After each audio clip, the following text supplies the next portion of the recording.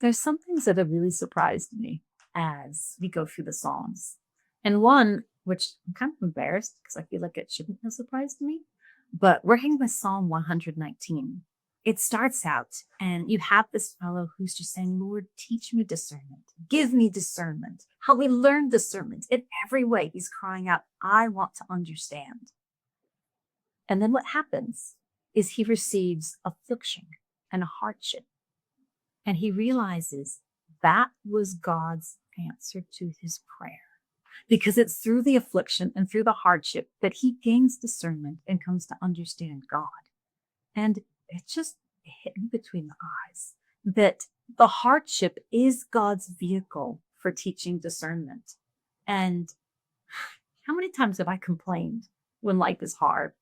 And how many times have I said, God, this is not what I want? When actually, it may be exactly what I asked of him, that God teaches his people through sending hardship. And so the psalmist ends up saying, it is good that I was afflicted because that's how I learned wisdom. And you can see this whole progression of accepting that what is hard in life is the process for growing, for coming to know God, for learning how to understand, how to deal with life, gaining in wisdom. And Psalm 119 is all about a love affair with God's word that enables you to know God himself. And if you want to know God, then you have to accept everything that comes from his hand. And a lot of that is affliction. So that's now something that I tell my kids. They don't like it very much, but I I want my children to know God. And as I am learning more and more, just what the Psalms are saying, they're not trying to be difficult.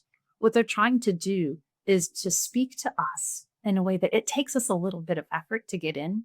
Because if it doesn't take effort, we're not going to pay much attention. But when you're working through the Hebrew, or actually not even just the Hebrew, when you're working through the Psalm and you suddenly realize this is the answer to that, you have to ask yourself, am I asking for discernment? And if I'm asking for it, do I recognize how God's answering? Or am I grumbling when I receive the very answer that I asked for?